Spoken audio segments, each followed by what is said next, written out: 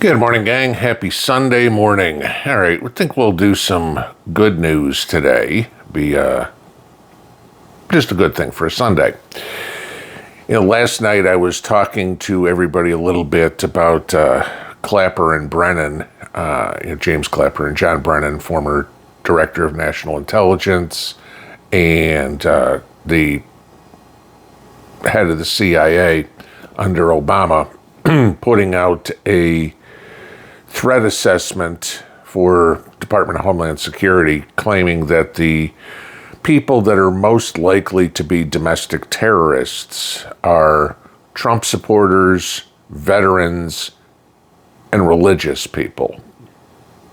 Not BLM, not Antifa, not Hamas supporters. No, the guy who spent years serving the country, who happens to believe in America and goes to church on Sunday, he's the one you need to worry about, right?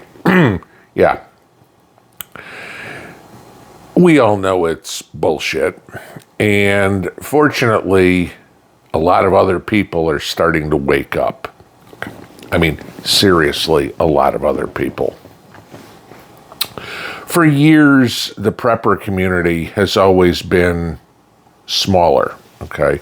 I mean, back in the 80s, it was right-wing fanatics, survivalists, things like that. That was who were considered preppers. Y2K changed that a little bit. People were like, remember going back to Y2K, it's like, oh my God, the computers are going to crash, because they can't read, 20 in front of the number instead of 19, and, the whole world's going to shut down. And of course, there was a mass scramble to, oh my God, what are we going to do? January 1st rolled around and the lights were still on and everybody said, okay.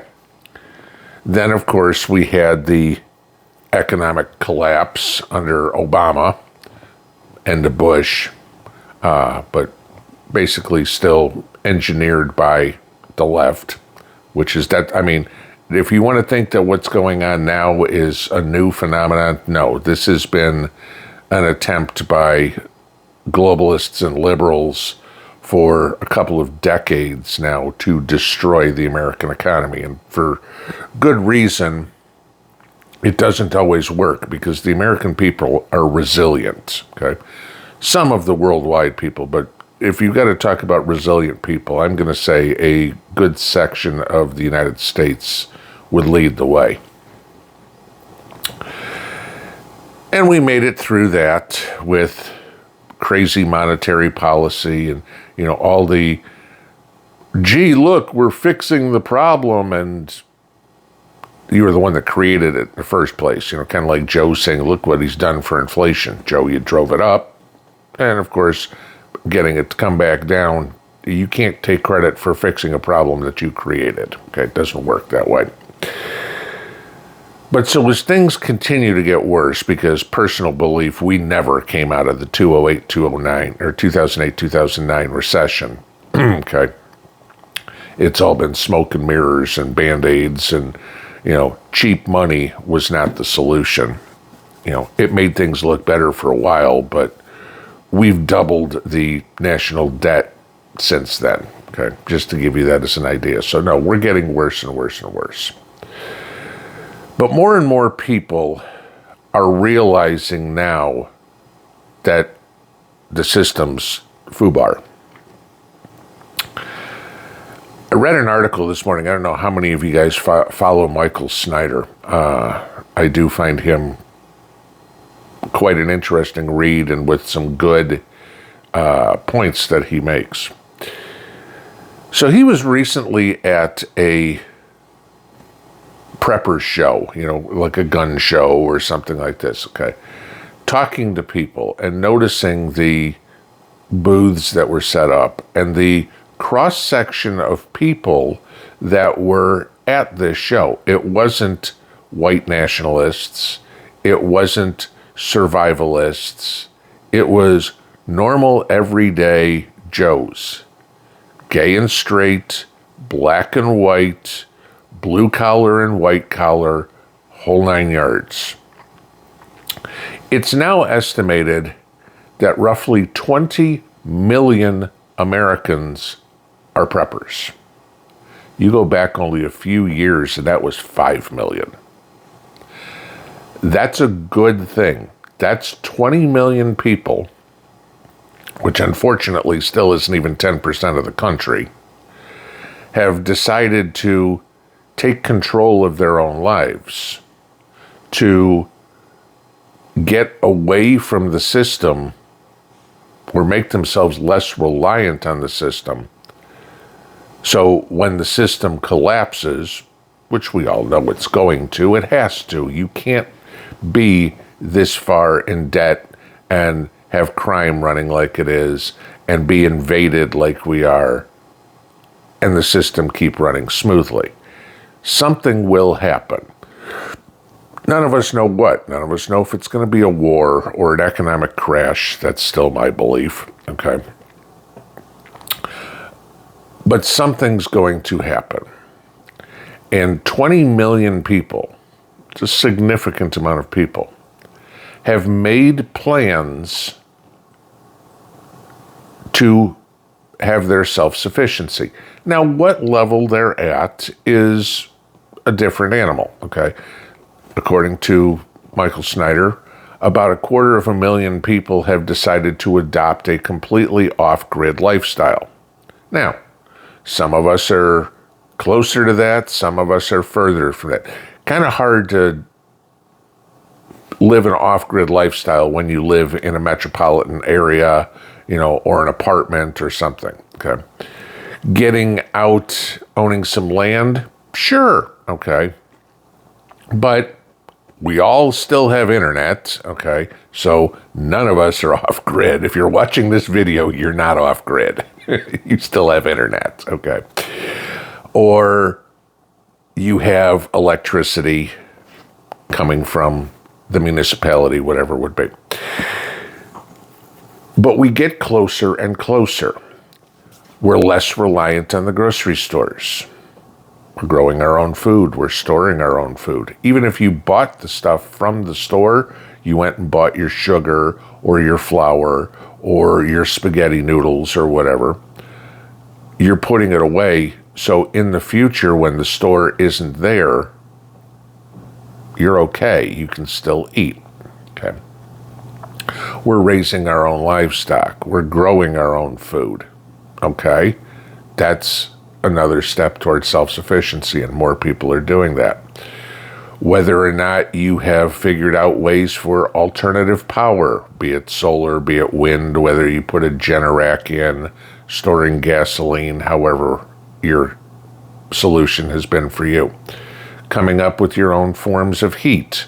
I mean, there's hundreds of different videos on YouTube for creating heat, blowers and tin can reflectors and all sorts of things like that. Sure, you can come up with different things like that. But this is the mindset that more and more people are taking. No longer are we really considered tinfoil hat wearing wackos in the public. Now all of a sudden, when somebody realizes, hey, what are you doing? Rather than turn an eye and smirk and go, crazy bastard, they go, so tell me what you're doing. They start asking questions. Because people are realizing that we cannot count on the government, society, anything. The only one that you can count on is yourself, and it starts with food.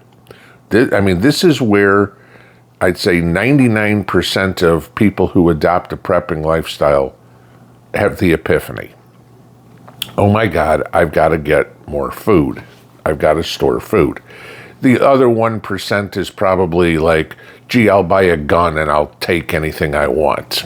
Okay, those people have a life expectancy of about a week. But the next time that you're questioning whether you're doing the right thing, you can look at the numbers and go, We went from 5 million to 20 million in a few years. If it went from 20 million to 5 million, maybe you'd say, yeah, maybe this is a little crazy. But when more and more people are coming to the realization that getting more self-sufficient is prudent, that tells you you were on the right path before everybody else. There's a lot of people who will start prepping today, this week, this month. Y'all remember where you were that first day when you made the decision. You said, honey, I'm going to Walmart. What do we need? I'm going to buy 50 pounds of rice and 50 pounds of flour. 50 pounds of beans. Why? I just think it's time we have some put back. You remember where you were that day. There's many people in this community that are further ahead of where you or I are in their journey. And there's many people that are further behind. Learn from the ones who are further ahead and help the ones that are further behind. Because ultimately, when it comes down to it, the day this happens, that you look and you go, as society, not your personal SHTF, when something bad really happens, when SHTF officially starts, the one thing you're going to need more than anything else is like-minded people. None of us can plant, harvest, water, pull security, cook, clean, do whatever, and sleep all by ourselves, or even with a couple of people. Mrs. P and I were talking, and we figured at a minimum, you probably need 8 people in a group. And that's so you can, for a small area, where you're talking maybe a few acres, because that way you're getting everything done that needs to be done, and you are still able to pull security detail and protect everybody. We're all going to need other people. And we all know that in an SHTF event, there's going to be a whole bunch of people, the ones that bought their jet ski and their Cadillac, but didn't put anything together, and they figure, hey, I've got a week's worth of groceries, I'm prepped. Their idea of an SHTF event is the power goes out for a couple of days. Watch how they act in those couple of days, too. That'll tell you a lot. But knowing that other people are out there doing it, and like most, everybody's going to adopt a gray man. Nobody's running around, with a license plate that says prepper on the back. But you'll figure out who is and who isn't prepared at some level real quick, because the ones that are panicking didn't do squat. The ones that are still going about their day head on a swivel, they're the ones that took care of everything before it was a problem. Here on Sunday, pat yourself on the back for being ahead of the curve. Wherever you are. If you started yesterday, congratulations. If you started in 1972, congratulations. Because when this all blows up, you'll be ready, or at least as ready as possible. Pinball out.